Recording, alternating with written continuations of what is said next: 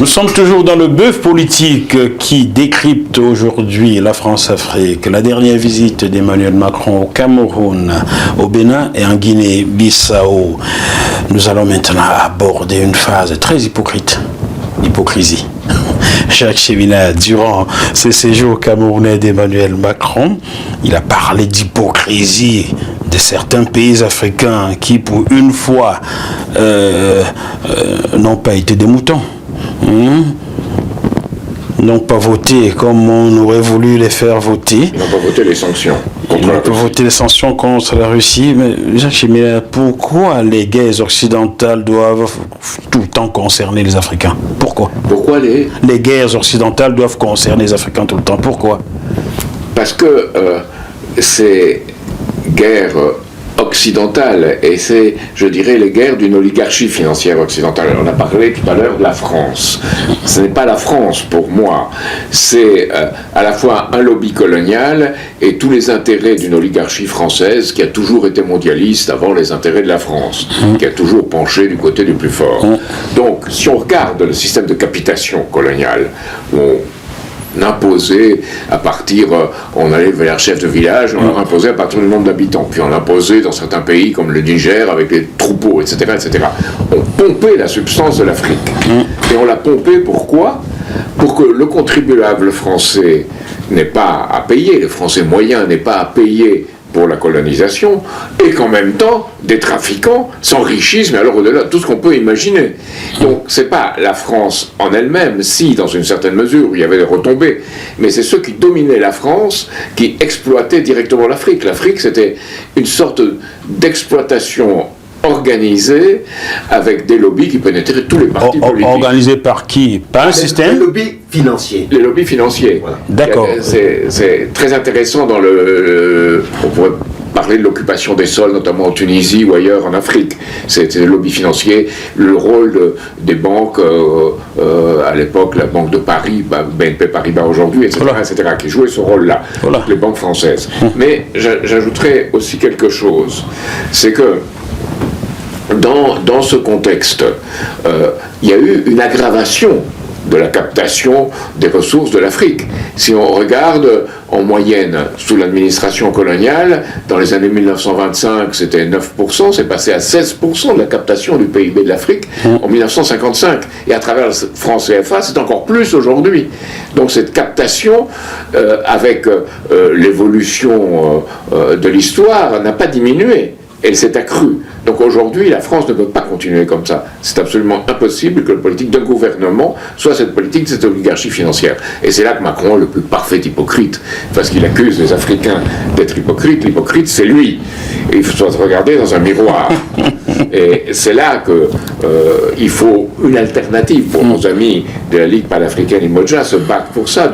Beaucoup d'autres se battent en Afrique pour cette alternative. Et toute une jeunesse apparaît aujourd'hui en Afrique qui commence à retourner et à relire et à revoir les traités coloniaux. Et les grands écrivains qui s'y sont opposés, africains, tous les grands africains qui s'y sont opposés, au Cameroun, en Côte d'Ivoire ou ailleurs. On se souvient de Mongo Betty, même battu au Cameroun, voilà, qui a été combattu et interdit de séjour au Cameroun, malmené en France, oui, en effet. Et la personne de Thomas Sankara, qui est Thomas Sankara. On comprend bien qu'en France, tout le monde avait intérêt à sa disparition physique ou politique. Qu'est-ce que Mitterrand avait dit en son temps à propos de Thomas Sankara? Il a dit que c'est un jeune homme qui avait beaucoup d'ambition et que ça allait probablement lui coûter cher. Et ça lui a coûté cher quelques mois seulement. Il avait dit d'ailleurs Thomas Sankara lui-même, s'il n'y a pas une unité de l'Afrique pour défendre les idées que je défends, eh bien on ne me reverra probablement pas au moment des réunions africaines suivantes. C'était au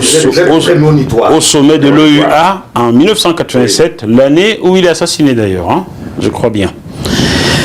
Les Africains ont-ils des leçons à recevoir d'Emmanuel Macron en termes de relations diplomatiques entre eux et la Russie, Jacques Cheminade? Certainement pas. C'est Emmanuel Macron qui aurait des leçons à recevoir haine de notre propre histoire, dans ce qu'elle a eu de meilleur, et de l'idée de vraie souveraineté nationale. La souveraineté, c'est pas une ligne Maginot, qu'on se protège contre tout et on exploite les autres. C'est pas du tout ça. La vraie souveraineté, c'est lorsque on aime son pays et on aime aussi les pays des autres. Et on a un intérêt commun. C'était la logique en Europe, au moins rappelons aux Européens ça, du traité de Westphalie de 1648. Où on dit on pardonne les offenses qu'on a fait, qu'on s'est fait aux uns et aux autres.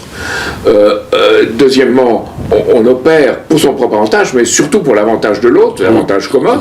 Et après, surtout, et ça c'est oublié dans le traité de Westphalie, personne n'en parle, on élimine les dettes qui étaient liées à la guerre. Eh bien là, il faudrait éliminer les dettes qui étaient liées à la colonisation. Je ne pense pas qu'il faille de grands discours sur les repentances et tout ça, c'est très bien. C'est très bien qu'on dise ce qu'on a fait au Cameroun, c'était des actes de barbarie, c'est vrai. Mais il serait beaucoup plus important qu'aujourd'hui, on dise, stop, on a une politique différente à mener, stop cette politique-là, et on mène une politique qui soit une vraie politique dans laquelle on élimine une partie des dettes indues, qui ont été des dettes qui ne sont pas liées au développement des pays africains, mais qui sont liées à une politique de captation de leurs ressources par les pays ex-coloniaux devenus néocoloniaux.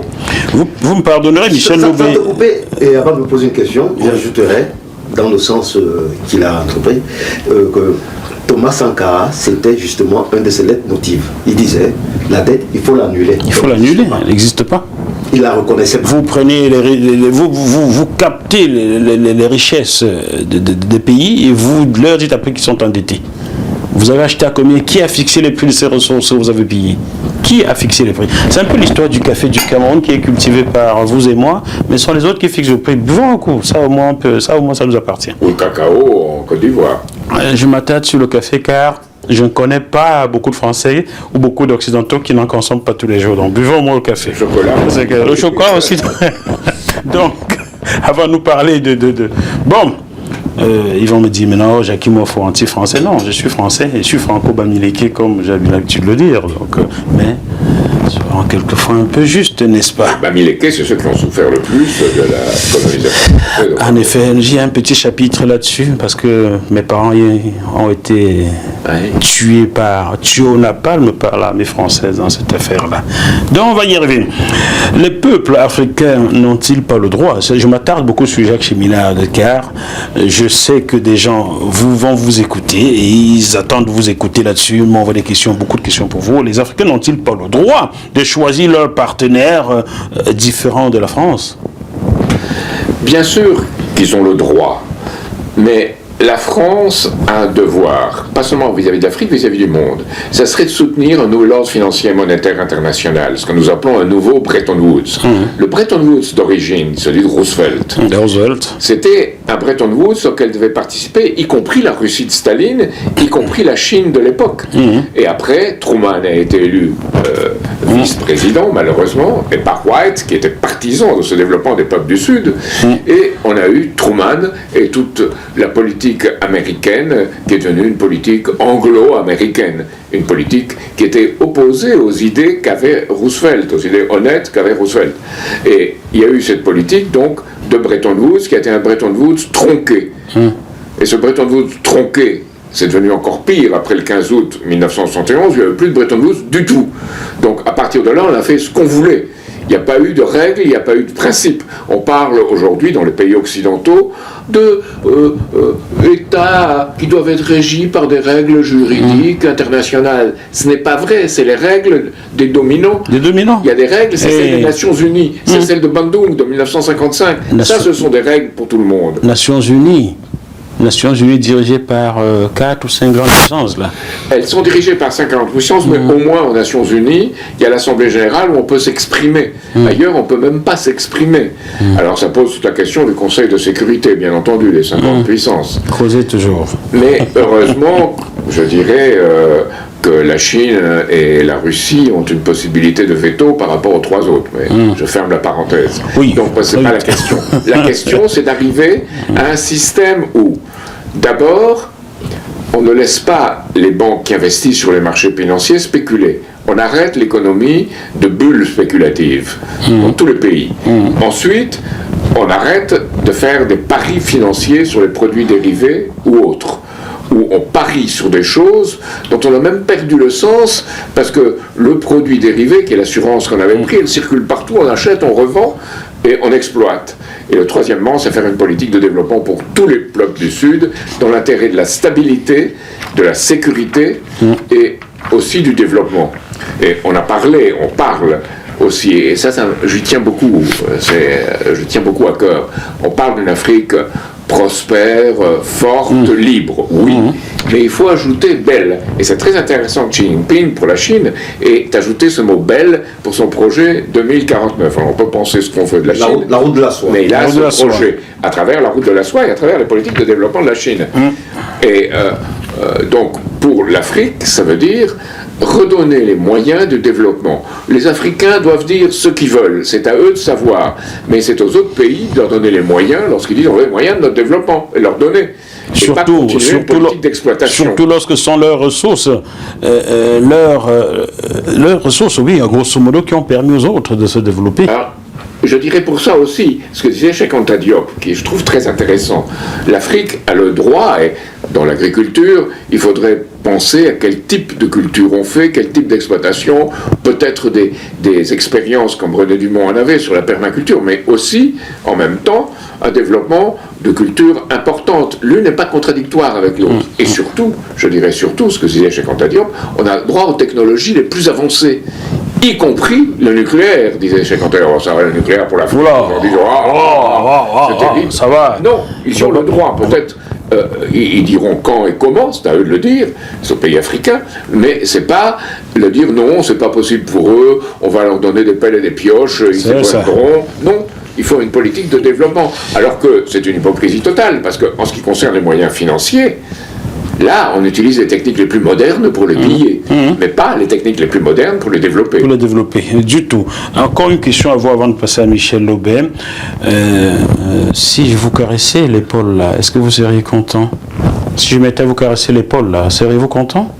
Alors, si vous le faisiez avec le côté de toucher de Macron, non. Mais si vous le faisiez en tant que vous-même... Vous l'aimez bien, Macron, africain, oui. Non, c'est pas Macron, c'est pas le centre de tout. L'éternel paternalisme. C'est simplement un symptôme. Macron est un symptôme. Il faut arrêter d'en faire la cause de tout. C'est un symptôme. Et c'est toute une suite de choses. C'est Hollande, c'est Sarkozy, c'est Chirac dans ce qu'il n'a pas fait. Ça va au moins depuis Pompidou. De Gaulle, c'était un peu différent. C'était très contradictoire. Il y a eu des aspects terribles avec Foccart dans la politique africaine. Voilà. Terrible. Ah, vous parlez de cet homme qui a eu pour successeur un Breton, qui vient de quitter le gouvernement Macron. Je ne vais pas citer son nom, vous suivez mon regard. Oui, le suivant ce regard. D'accord. Un Breton qui était... qui avait le même crâne que Foccart d'ailleurs, hein, bien dégarni là. Et trop social. Et son fils fait des affaires avec lui au Moyen-Orient là-bas. Vous suivez mon regard toujours? Oui, c'est l'affairisme français. D'accord. Je vais me débarrasser pour toujours. On va plus en parler, parce qu'on veut vivre un peu longtemps, n'est-ce pas? Michel Lobé, mais parlant de guerre, on fustige l'hypocrisie de certains pays africains qui se sont abstenus, n'ont pas voulu condamner l'invasion russe de l'Ukraine ou la guerre en Ukraine. Pourtant, je sais qu'il y a des guerres en République démocratique du Congo. À l'Est, là, il y a des guerres, il y a des millions de morts, plus de morts qu'en Ukraine. Michel Lobé. Il y a une guerre au Cameroun qui a fait des milliers de morts depuis 6 ans maintenant.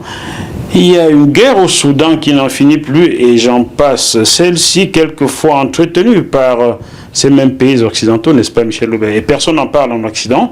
Les médias mainstream ne parlent presque jamais de l'Afrique. Pourquoi, lorsqu'une guerre éclate en Occident, les Occidentaux veulent l'imposer aux Africains? C'est une question d'actualité. Ce sont des moments difficiles, ce sont des moments pénibles, ce sont des moments qui rentreront dans l'histoire. Pourquoi? Parce que l'Afrique, depuis les indépendances... Vous parlez tout des indépendances, alors que tout le monde sait qu'il n'y a pas d'indépendance. Oui, on va dire ça comme ça, c'est mieux. A toujours vécu dans les guerres. Les poches de guerre, il y en a en permanence. Souvent entretenues par... Peu importe qui les entretient, les poches de guerre ont toujours existé en Afrique. Et s'il y a des poches de guerre en Afrique, c'est tout simplement parce que l'Occident souhaite ces poches de guerre. C'est un curseur pour eux qui leur permet de déterminer qui est avec nous pour que nous puissions l'amener au pouvoir et qui est contre nous pour que nous puissions l'éliminer. Alors, parlant des guerres, le voyage de Macron est en même temps symbolique. En même temps. Pourquoi symbolique? Parce que ce discours n'est pas différent de celui de ses prédécesseurs. J'attendais, compte tenu de sa jeunesse, j'attendais de voir un président français qui tienne un discours différent. Parce que la jeunesse, comme on le dit, elle est représentative d'un état d'esprit. Mais ce que je reproche à Macron, et je n'en suis que un dessus parmi tant d'autres, c'est cette condescendance qu'il a quand il s'exprime auprès des Africains. Ouais. C'est-à-dire, en fait, ce sont des injections. Il leur dit, voilà ce que vous devez faire. Voilà ce que vous ne devez pas faire. Comme ses prédécesseurs le faisaient. Au XXIe siècle, Emmanuel Macron, sur un pupitre à Yaoundé, traite les Africains d'hypocrites, sans qu'il y ait de réaction de la part des journalistes qui ont été invités. Alors, permettez-moi de vous couper, Michel Aubet. Je n'ai rien contre mes confrères qui étaient dans la salle. Au Quai d'Orsay, on connaît Jackie Moifo. Je suis dans l'annuaire du Quai d'Orsay car j'ai été correspondant de médias étrangers en France. 2 cartes de presse fournies par le Quai d'Orsay. Mais vous ne verrez jamais qu'on m'a convié à quoi que ce soit au Quai d'Orsay, vous comprenez? Parce que j'aurais été sur place, ces questions que je vous pose à vous et à Jacques Cheminade aujourd'hui, je les aurais posées directement à Emmanuel Macron. Mais ce n'est pas demain qu'Emmanuel Macron m'accorderait une interview, vous comprenez? Ça veut dire qu'on a choisi, on a trié. Et je suis sûr que ces journalistes, avant d'entrer en salle, avaient me présenter leur questionnaire avant qu'on leur permette d'accéder à la salle. Donc, vous attendez quelle réaction? Alors, moi, j'ai trouvé choquant ce discours. Je l'ai trouvé humiliant. Je l'ai trouvé infantilisant. De traiter les Africains d'hypocrites chez eux, sans qu'il y ait aucune réaction de la part de l'auditoire, c'est-à-dire les journalistes et autres. Je crois d'ailleurs que les Africains qui accompagnaient Macron au cours dans ce périple ont vu ce discours au départ. Ils auraient pu lui dire, Monsieur Macron, ce discours il ne passe pas. Il n'y a pas d'hypocrisie. L'Afrique est indépendante. Et de ce point de vue, elle a le droit de faire ses choix. L'éclectisme, c'est une qualité ou un défaut que l'on retrouve dans le monde politique. On n'a pas à le dicter. Nous avons le droit de choisir librement ce que nous aimons et ce que nous n'aimons pas. Mais dans l'intérêt personnel et dans l'intérêt de la collectivité. Aujourd'hui, l'Afrique ne peut pas se ranger derrière l'Europe parce que il y a la Russie, la Chine, l'Inde et le Pakistan et autres qui viennent en Afrique. Pourquoi? Tout simplement parce que nous avons une vieille histoire avec le monde occidental. Mais cette vieille histoire, elle est sémée de peaux de banane sur les chemins que nous côtoyons tous les jours. Et de ce point de vue, nous n'avons pas de leçons à avoir.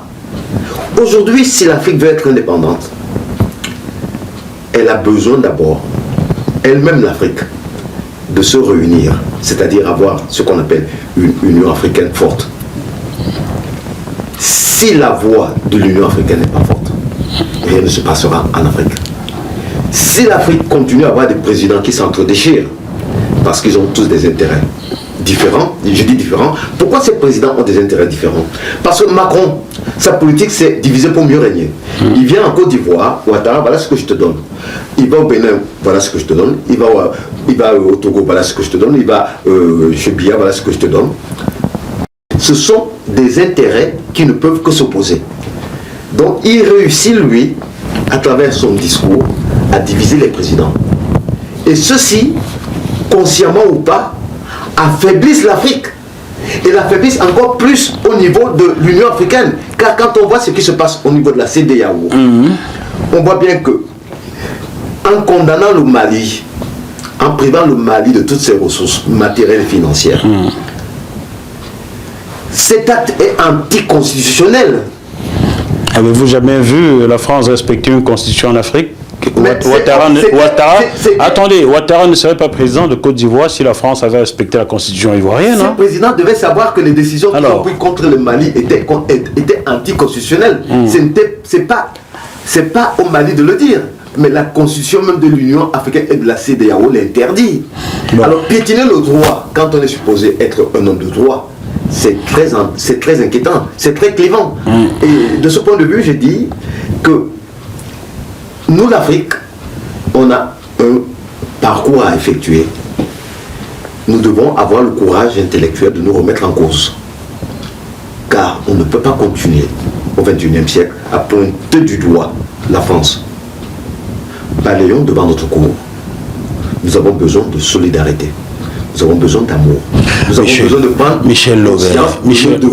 Michel Lobé, attendez, Michel Lobé. Je ne vais pas vous laisser développer cela car vous semblez parler comme quelqu'un que je connais et sur qui je vous amènerai tout à l'heure. Balayer devant chez soi, j'en connais qui ont voulu balayer devant leur porte et qui ont été, comme vous le disiez Jacques Cheminade, tout simplement balayer eux-mêmes. Les Thomas Sankara et tout récemment les Laurent Gbagbo et même Laurent Désiré Kabila, un député belge, vient de le dire dans l'hémicycle. L'Occident a balayé Laurent Désiré Kabila qui ne demandait qu'une seule chose, dit donc faisons un peu du gagnant-gagnant, mon peuple en a besoin.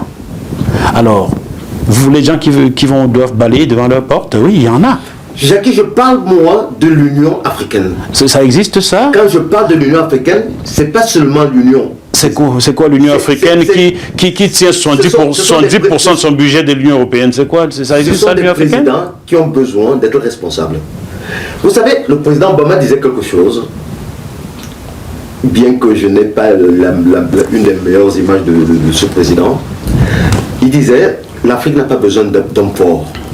Oui, mais d'institutions fortes. L'Afrique a besoin d'institutions fortes. Si aujourd'hui, la CEDEAO, et ça date de 2 jours, a décidé qu'il faut rentrer dans la charte de la CEDEAO, l'interdiction des coups d'État militaires, l'interdiction des coups d'État. Il faut préciser qu'il faut interdire les coups d'État. Non seulement, parce qu'il y a 2 types de coups d'État. Constitutionnel militaire et constitutionnel. Constitutionnel. Ben oui, voilà, Ouattara qui fait un 3e mandat, c'est un coup d'État. Si ces engagements étaient tenus, l'Afrique aura des présidents en mesure de diriger et de converger leurs idées de manière à ce qu'elles puissent sortir de ce que nous appelons aujourd'hui, incidemment, la soumission. Michel Lobé, je vais revenir à vous dans quelques minutes. On va poursuivre dans l'hypocrisie. Est-ce que vous avez un ami qui se prénomme Mohamed, Jacques Cheminade? Vous avez un ami qui se prénomme Mohamed? J'ai beaucoup d'amis qui se prénomment Mohamed. Est-ce qu'ils ont une belle propriété dans les Yvelines? C'est une question. S'ils viennent d'Arabie Saoudite, oui, mais c'est pas mes amis. Ce ne sont pas vos amis. Bon, on parle d'hypocrisie aux Africains. Et à peine revenu d'Afrique, le président Macron a reçu le jeudi 28 juillet le prince Mohamed Ben Salman d'Arabie Saoudite. Ce prince a accusé du meurtre du journaliste Jamal Khashoggi, assassinat qui a eu lieu le 2 octobre 2018, donc au consulat d'Arabie Saoudite à Istanbul. Aujourd'hui, c'est un fait.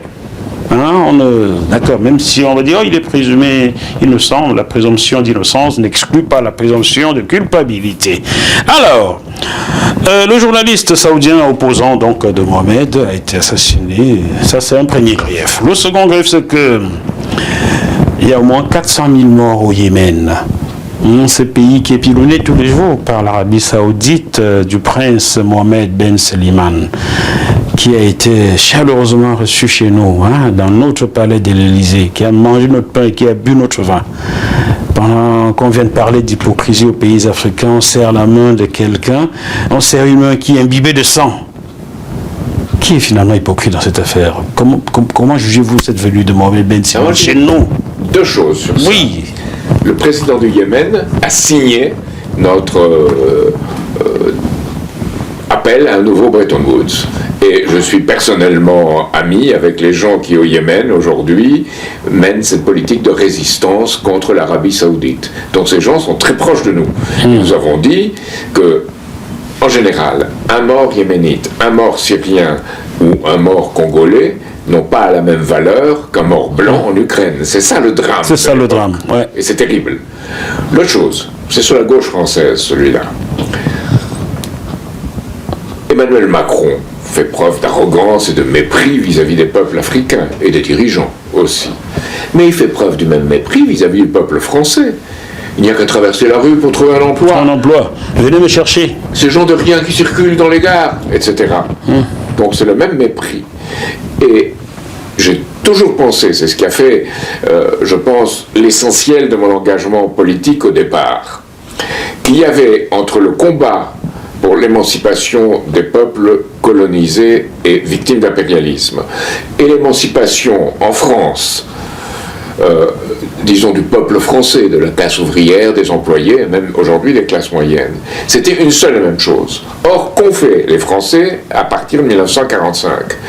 Vous avez les mêmes, et là c'est les prédécesseurs, je dirais, d'Emmanuel Macron, les mêmes qui ont fait intervenir l'armée française contre son propre peuple et la police, 1945. contre la répression des mineurs. 1945, c'était René... Jules Mock, le socialiste. Oui, socialiste. La répression des mineurs. Le président les mêmes qui à l'époque encore ont fait les massacres à Madagascar. C'est les mêmes. Donc ça montre bien que c'est la même politique. Et Mitterrand a présidé à tout ça alors qu'il était ministre plusieurs fois, qu'il chassait l'éléphant en Afrique. Il a présidé à tout ça, quitte à changer plusieurs fois d'apparence au fur et à mesure des choses. Donc il y a cette incapacité à comprendre par la gauche française, et évidemment la droite aussi, ça va de soi, mais ça va plus de soi, mais la gauche, il y a cette dimension de trahison, de ne pas comprendre que ces deux causes sont une seule et même cause. Et moi, ce que j'ai toujours défendu, et j'étais à Alger en juillet, le 27 juillet 1969, à la réunion de tous les peuples du monde qu'il y avait à Alger. C'était magnifique. Et au même moment, les Américains envoyaient leur fusée, là, non, ils envoyaient sur la Lune. Il faut pas dire ça ici, parce que... Débarquer sur la Lune. Et moi, j'étais à l'université d'Alger, à ce moment-là, je couchais sur les bancs de l'université, c'est pas très agréable, mais c'était formidable, parce qu'il y avait toute cette ambiance et tout ça. Et on voyait en même temps les peuples africains exiger leur émancipation et ce qui se passait en développement technologique.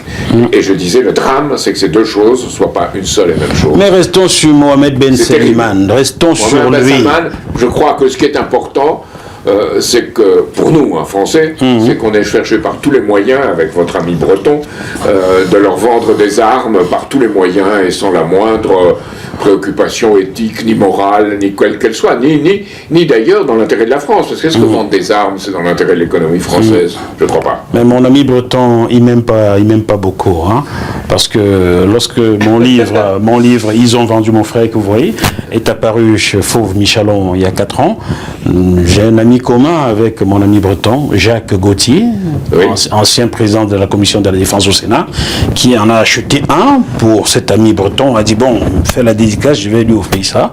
Je n'ai jamais reçu un merci de cet ami breton. Hein. Il ne doit pas beaucoup m'aimer. Hein. Tout le monde se précipite vis-à-vis. Donc, le PS Biden est allé là-bas pour essayer d'avoir du pétrole. Par exemple. Oui. Et heureusement, il n'a rien eu, parce qu'il y a eu un réalisme politique. Il a ramené une chose de là-bas, la Covid.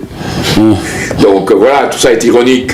Et parfois, il y a des châtiments qui sont donnés par la force des choses.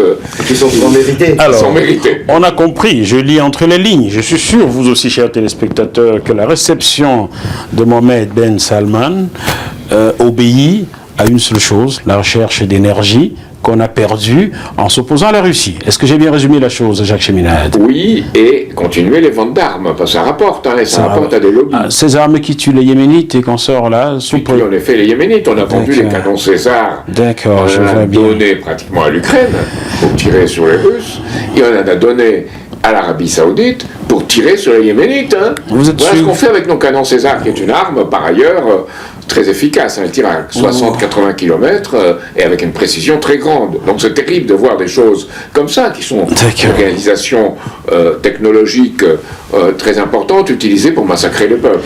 Vous êtes sûr que nous sommes toujours le pays des droits de l'homme? Alors, cette question des droits de l'homme a été biaisée dès le départ par rapport à ceux qui en avaient une certaine idée.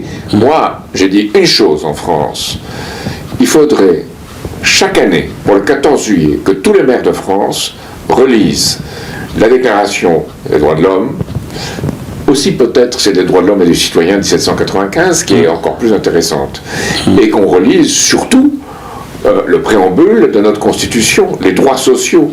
Et là, lorsque les gens entendraient ce qu'il leur est dit, ils s'apercevraient qu'on les viole constamment. Et ils viendraient encore plus furieux, et peut-être s'organiseraient de façon plus efficace pour défendre leurs droits. Doit-on, au nom de nos intérêts, nous Français, fréquenter l'infréquentable Jacques Cheminade? Alors, qu'est-ce que vous appelez l'infréquentable? La main qui est imbibée de sang. Est-ce que Zelensky est fréquentable? Est-ce que PS est fréquentable? Est-ce que Xi Jinping est fréquentable? Il y a des visions qui sont projetées sur ces gens-là en disant de personne. Moi, je pense que la Chine, avec ses nouvelles routes de la soie, est une chance pour le monde et pour la France.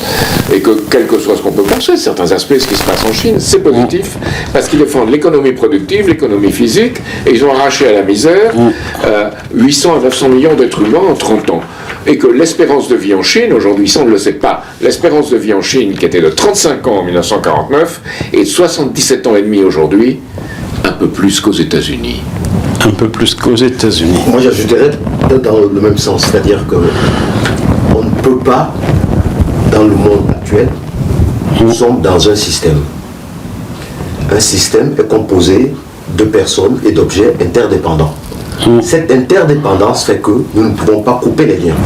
Il faut dialoguer. Il faut dialoguer. Et c'est, pour l'Ukraine en particulier, absolument nécessaire, parce que les pays occidentaux sont prêts à mourir jusqu'au dernier Ukrainien. Et les victimes, c'est le peuple ukrainien. Des deux côtés d'ailleurs, et du côté occidental, par les provocations qu'on a faites vis-à-vis de la Russie. Brzezinski avait dit sur l'Afghanistan, je crois que c'est en 1979, nous n'avons pas poussé les Russes à envahir l'Afghanistan, mais nous avons tout fait pour qu'ils le fassent. Ah, d'accord. Même chose pour l'Ukraine. C'est la même chose pour l'Ukraine. Oui. Moi, je crois qu'ils ont même poussé. L'histoire bégaye, hein? L'OTAN s'étendant partout aux frontières russes. Ouais. C'est une provocation qui n'est pas acceptable. Bien sûr. Oh, attention, Parce que l'inverse ne peut pas se réaliser. on va bientôt vous censurer en France si vous dites des choses comme ça. Vous voulez qu'on ferme GMTV+? Vous voyez que la justice a confirmé la fermeture d'une chaîne que je peux faire ne pas citer ici. Vous voyez le truc, quoi. Mais on ne dit pas que Zelensky a foutu au trou tous les journalistes d'opposition. Ah non, non, on ne le dit pas. Non, Zelensky, c'est le président le plus démocrate dans le monde occidental désormais. Il faut le dire, sinon vous aurez des ennuis. On ne dit pas aussi, si on l'a dit, même quand Enchaîné l'a dit, mais c'est au voce, il a des investissements assez sérieux dans différents lieux agréables en Occident. D'ailleurs, le fils Biden, il ne fait pas les affaires en Ukraine, là? Ah, le fils Biden a joué un rôle très important en Ukraine, et père aussi, parce qu'il avait mis toute une série des affaires au nom du père. Le père aussi. Et en Ukraine, ils ont promu ces fameux laboratoires, qu'on dit c'était les laboratoires russes, on les a repris pour les contrôler.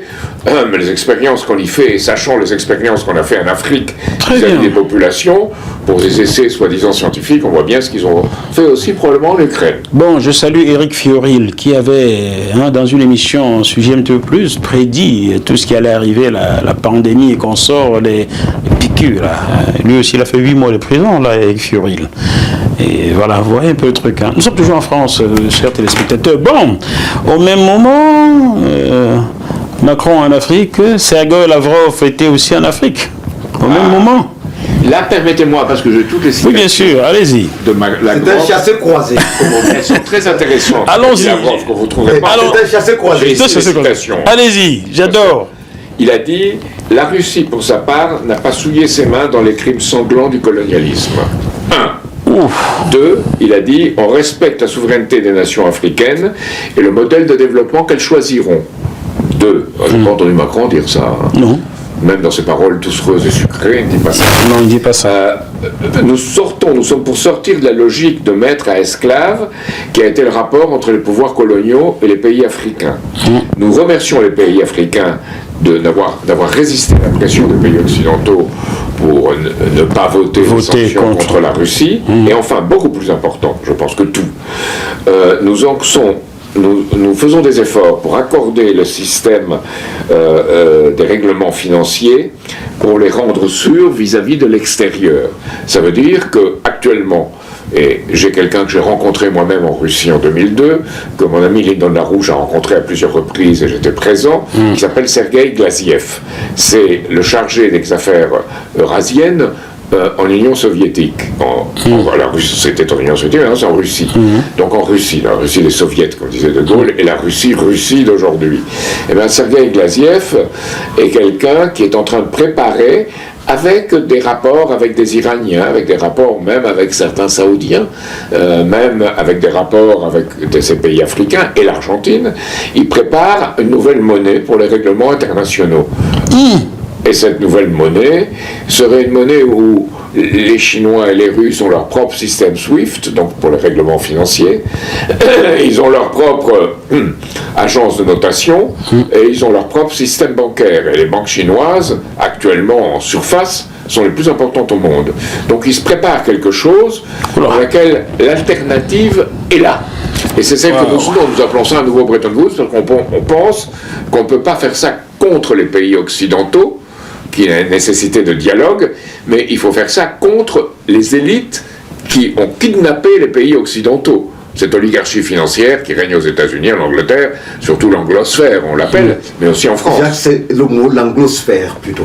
C'est l'anglosphère. L'anglosphère, oui. Exactement. On appelle ça les anglo-saxons, j'aime pas parce que c'est un contexte racial que j'aime pas, mais l'anglosphère, c'est une question de langue et c'est une question de finance.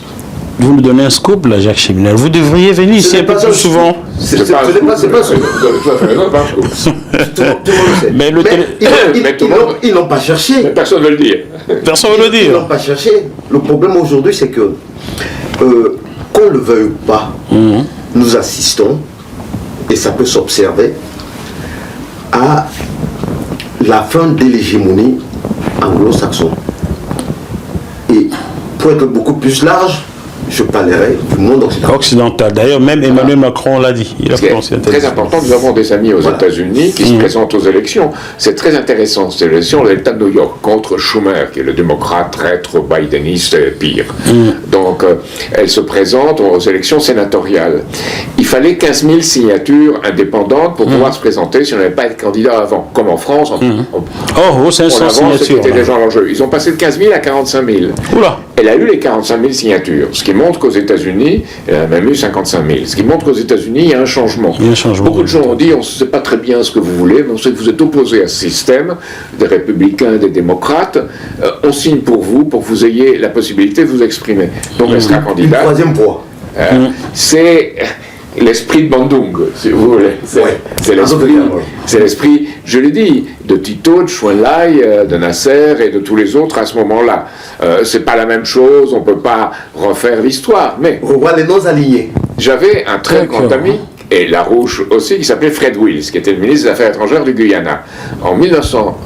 C'était en 1976, à Colombo, il a défendu une banque internationale de développement qui substituerait au système du FMI. Il a été éliminé. López Portillo, au Mexique, devait lancer la bombe de la dette. Il a essayé, éliminé. Donc tous les gens qui ont essayé ont aimé. Mais aujourd'hui, les conditions, je pense, ont changé. Pour pouvoir faire, c'est aujourd'hui. Exactement. Exactement. J'étais sûr, vous alliez vous entendre. Non seulement les conditions sont réunies, mais il faut dire que le monde occidental l'a cherché. C'est-à-dire qu'ils n'ont pas pris du recul avant de prendre toutes les décisions qu'elles ont prises contre la Russie au cours de l'intervention de la Russie en Ukraine. Ils ont été trop loin. S'ils avaient pris un peu de recul, ils n'auraient pas été jusque-là. Donc, on a donné à manger et à boire à l'adversaire en lui disant, voilà. Vas-y. Auparavant, on lui donnait des pépites. Mais là, c'est un gâteau prêt à être consommé. Un package. Wow. Un package. Just tell me, does your friend, your US friend, speak French? Oui. I would like to get him an interview. Voir Diane, c'est une femme, hein. She's Bien sûr, c'est une femme. right. Et That's elle est very chef de nice. chœur. C'est très intéressant cette histoire de musique. Parce que je pense à Kinshasa, à l'orchestre de TPO Jazz. Kimbangiste. Ah, Kimbangiste, ok. Kimbangiste, qu'il a créé. Il y a tout autre mouvement de musique. Hein. Mais il a créé un orchestre de musique classique, il a même fait une symphonie, son directeur, qui s'appelle Mon identité, sur l'identité de son pays. Ce qui est très intéressant, c'est qu'ils n'avaient rien au départ. Maintenant, ils essayent de le récupérer. Hein. Et au départ, ils n'avaient rien. Ils ont fait des instruments de musique, ils ont mis pour les cordes de violon, ils n'avaient pas, ils ont mis des cordes de bicyclette pour le violon, pour faire des cordes. Donc, il n'y avait rien. Et ils ont fait un orchestre. Et ils ont joué des morceaux classiques occidentaux et des morceaux qu'ils avaient composés eux-mêmes, les deux. Donc il y a un système de culture, d'émulation mutuelle de culture qui était extraordinaire. Et ils ont réussi, ils ont développé leur orchestre maintenant. La même chose avec le Sistema au Venezuela. Et tout ça parce que des gens ont eu le sens que la culture c'était très important. Et de ce point de vue, je veux dire, 90% des objets de la culture africaine, à la fois dans le domaine spirituel généralement, mais aussi dans le domaine esthétique, les deux se joignent, sont dans les pays occidentaux. Une grande partie en France qui ont été pillés, y compris par des gens qui étaient de gauche, disons-le. Donc il faut les rendre, mais les rendre dans de bonnes conditions. Alors on a commencé, vous direz Macron a commencé, avec Glélé, Benazin et l'autre. Il a commencé, Bénin, mais c'est rien. Il a rendu. Pendant qu'il les rend, on organise une exposition des œuvres d'art Bamileke à Paris, sans avoir soldé. Sans avoir soldé ce qui s'est fait en territoire Bamileke. Il y a eu plus récemment une vente aux enchères d'un masque qui vient du Gabon. Voilà. Tout à fait. Masque fan. Et ça a été vendu aux enchères. Masque fan. Je vois ce que les gens ignorent. Très beau masque fan. Voilà. Bon. Mais ça, les riches se sont emparés ou accaparés avec une vision de possesseur de la substance de notre pays. De Gaulle a dit une chose très juste à un moment. C'était au moment en 1940. Cela lui arrivait quelquefois, oui. Il a dit, dans les circonstances tragiques de l'histoire, les possédants sont toujours possédés par ce qu'ils possèdent. Donc c'est leur possession, leur propriété qui les possède. Ce sont eux-mêmes les possédés, c'est les possédés, exploitant et détruisant les autres.